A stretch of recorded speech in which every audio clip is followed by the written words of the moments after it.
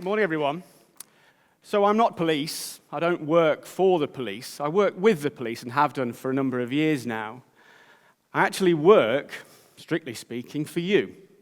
My job on a day-to-day basis is taking your needs, your requirements of the police as a victim of a crime or as a taxpayer, and turning those into the sorts of things we want the police to do. Making sure they're efficient and effective. Making sure, even if you are arrested, for example, on suspicion of a crime, that you're treated fairly and safely. And that's what this talk is about. It's about turning your needs, in whatever capacity, whatever way you approach the police, turning them into reality. I want you to imagine that you have two superpowers. The first superpower is the ability to predict who from in this room or in the wider community is likely to commit a crime. The second superpower is a set number, a finite number of tokens.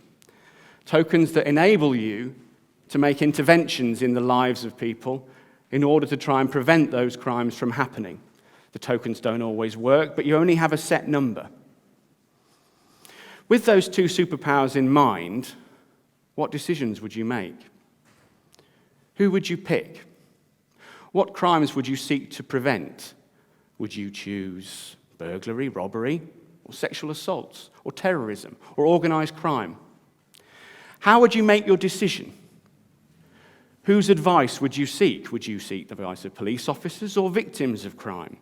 Or the public more broadly? Or academia or research? Would you state publicly that you are making these decisions? How would you expect to be held to account for the choices you made? By picking one form of criminality to prevent over another. And here's the one that will really bake your noodle. Do you think there are any circumstances in which it would be appropriate for you, based on your prediction, to require somebody to accept the intervention that you can use your token for? Would it be possible to compel somebody to deal with their potential criminality, even though they hadn't done it yet? While you're thinking about that, I'll tell you about somebody I've never met, but I feel I know quite well. There's a man called Craig. A few years ago, Craig stabbed another man he'd never met on Broad Street. His victim nearly died. He suffered what we call in the public sector, somewhat euphemistically, life-changing injuries. Craig went to jail for what he'd done. And one's initial response in many ways is to think, good. I'm glad Craig went to jail. I hope he had a miserable time when he was there for doing what he did. But there's more to his story than you might expect. Craig was 15 when he stabbed that man on Broad Street. If you want to know more about Craig's story, I'm surprisingly going to refer you to the West Midlands Police Strategic Assessment for this year. Normally I wouldn't do that because they're not very interesting documents as a rule. They're just a list of crimes and what we and the force plan to do about them. But this year's is different because it is literally Craig's biography, from before he was born right up to almost the present day, long after the attack took place. If you go to their website and read it, well, I advise you first to kind of brace yourself, because it's a tale of horror. It's a tale of abuse and violence. It's a tale of neglect. You read Craig's story and the things that happened to him, and you think, who would I be if that had been my childhood? You also look at the story and you think, why is there this succession of ineffectual and largely uncoordinated efforts by the public sector to try and put Craig on a different path? Craig, in a sense, is West Midlands Police's answer to the questions I posed to you about the superpowers. It's Craig, someone whose life we should try and change. Craig's story tells you two things about the public sector, though. Generalizations, I know, but worth saying. First of all, we're not very good at predicting who is at the greatest risk and who poses the greatest risk. And there's two real reasons for that.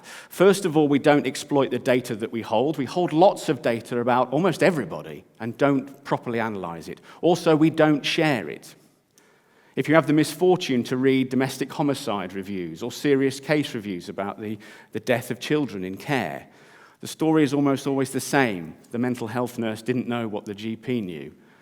The social worker didn't know what the police officer knew. So we don't use our data very well to predict. We're also very poor at prevention, generally speaking. And part of the reason for that is that we allocate so much resource to reaction, to what happens afterwards. If you look at the public sector, the big spending parts are hospitals and prisons and courts and investigations, not the preventative activity. The bits where we spend the money are the bits where we're responding to failure. Well, that might be about to change. Some of you will have already heard of something called predictive policing. It's pretty straightforward, actually, in its first generation iteration. It is about using crime data to predict the places where crime will happen. This is already taking place now. If you go and talk to colleagues at British Transport Police, they will tell you about how their patrol strategies use predictive policing to make sure that their police officers are in the right place at the right time to take away the opportunity for crimes to happen. So you will see British Transport Police officers in railway stations very steadfastly sitting and standing in squares not much bigger than this stage for set periods of time at certain times of day. And what that does is it takes away the opportunity, because most crime is opportunistic. It takes away the opportunity for the crime of robbery or shoplifting or violent crime, perhaps, even to take place. That's first-generation predictive policing. It's here already. It is already, however, generating significant controversy. If you go to the American Civil Liberties Union website, there's a statement there by them and 15 other human rights bodies saying how dangerous this technology is. They point out that it could be used for even more draconian enforcement rather than actual prevention. It could be used as a way to catch more people, incarcerate more people rather than prevent.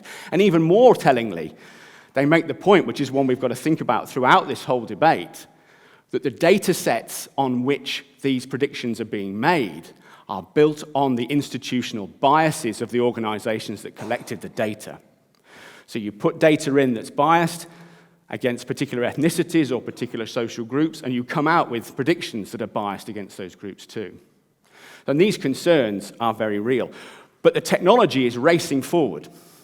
We're moving away from prediction based solely on place to predictions based on individual behavior.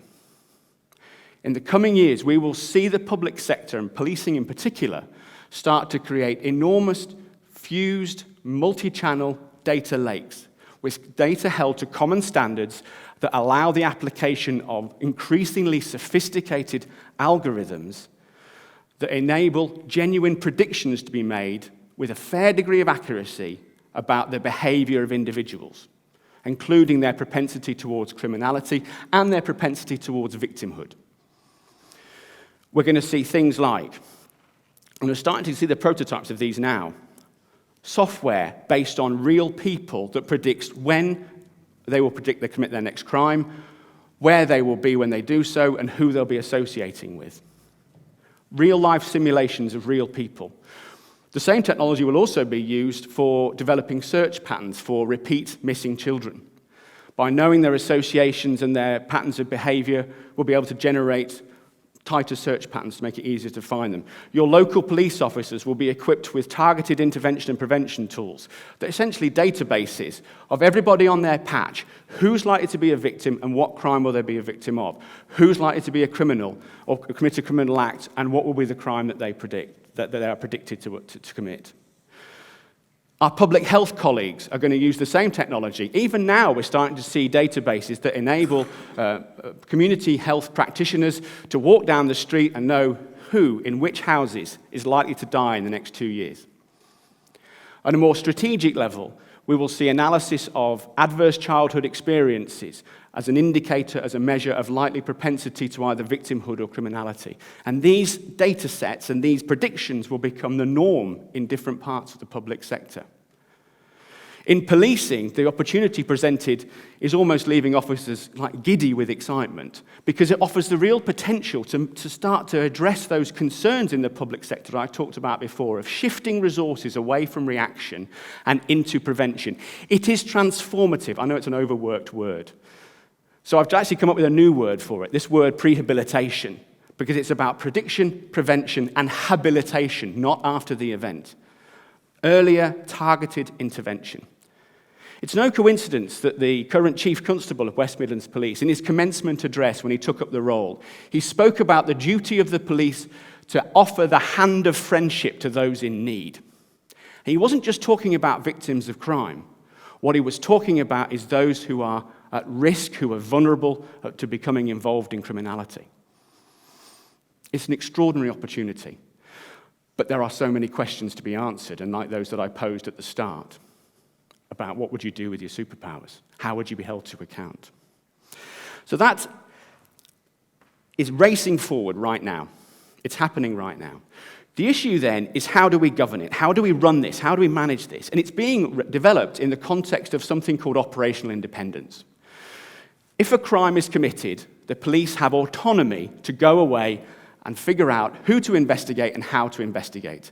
We use the same methodology in medicine as well, whereby if you are sick, if you've fallen ill, you work with your GP or your medical practitioner to figure out what treatment you receive. And no one else has a right to tell you how to do that. No one else has the right to tell the police how to investigate a crime. That reactive model is about dealing with things that have happened in the past. But we're talking about predicting and preventing things that are happening in the future. And my argument today is, if we're talking about the future, then how we govern the use of that technology must require more of us to be involved. It must require democratic legitimacy. It must require a degree of public accountability. So there are a number of models we can use to how we do that. But I see a future where politicians, perhaps standing for elected office, will have to say in their manifestos, which data sets do I trust? What risks am I trying to manage? What is it that I'm trying to prevent? What are the circumstances in which I think compulsion to deal with a prediction is appropriate? Some of the things we can learn from other ways of doing this. The police use intrusive surveillance all the time against potential criminality, but there is a graded schedule of authorizations that are required before that surveillance can take place, going all the way up to the Home Secretary, interestingly. But what there also is two external inspectorates whose job it is to make sure, looking in from outside, that the way that those intrusive surveillance technologies are used is proportionate and lawful. I think we're going to need an inspectorate for prehabilitation, some kind of external body that looks in on how these technologies are being used. If we're talking about compliance, requiring compliance with an intervention based on a prediction, maybe we'll need some kind of quasi-judicial process that allows arguments for and against the intervention to be considered in a balanced and structured way. It'll give a whole new meaning to the word pre-trial about whether or not an intervention is justified. And also there is room for something close to a medical ethics committee. In medical research, if a trial is to go ahead or the introduction of a new drug or a new protocol, medical ethics committees made up of lay members of the public, researchers, practitioners, come together to weigh the pros and cons and proportionality of the intervention, to see if it's safe, to see if it's the right thing to do. All three of those different ways of working have something to offer in the prehabilitation space, if we'll call it that. But they don't go far enough, because they are, in effect, unaccountable. And generally speaking, they take place away, secluded from the public gaze. What we need is if this technology is going to be accepted by everybody in this room and beyond, we need much more public legitimacy before it can be implemented. Now, I'm going to have to declare an interest, because I think police and crime commissioners are important in this debate. Police and crime commissioners are the local governing body for policing. I work for a police and crime commissioner. I run a PCC's office. But they are, I hope, one of the routes, one of the mechanisms by which this technology can be brought in a way that carries the public with us. They have a number of key advantages. First of all, they're really new. Police and crime commissioners are only 4 years old this year. The first elections were in 2012. Newness is good because newness means you can innovate. It means you're not bound by a rule book. You're writing the rule book. We're making it up as we go along about what it is to be a police and crime commissioner. The second thing they do is they control the money. So they set the budgets for policing and they set the local precept, the part of council tax that goes to policing. Controlling the money is really important because controlling the money means you can start to shift resources away from reaction and towards preventative services. Move resources away from response teams and investigation teams and towards better support for people with mental health needs, better support for new parents who are struggling, better support for people with substance abuse, mentoring schemes, things like that. PCCs can help that shift take place. And thirdly, the obvious point, but an important one, is they're elected. They're voted in by the public, and that means two things. First of all, they've got a degree of legitimacy to make decisions. They have the right to hold the role. But even more importantly, being elected makes you responsive to the public. It means you have to listen to the public. It means you see the public as your constituency. And the public are critical to this debate. Prehabilitation, preventative policing, whatever we want to call it, is the best opportunity to get real value from the public sector and bring real change in the public sector that I've seen in 15 years as a public servant.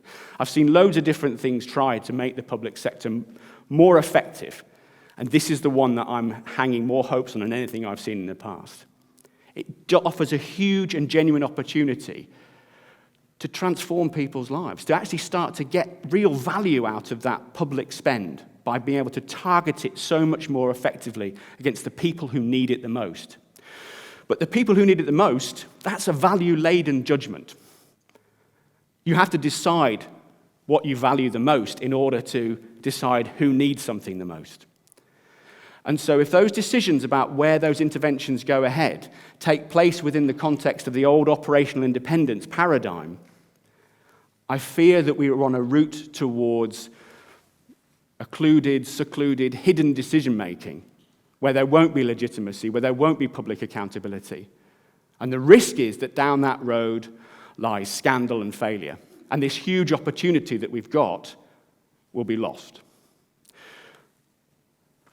There has to be democratically elected leadership, publicly accountable, transparent decision-making, so that we go into this new world of using data to inform public sector decisions in an open, accountable, and genuinely transformative and life-saving way. Thank you very much indeed.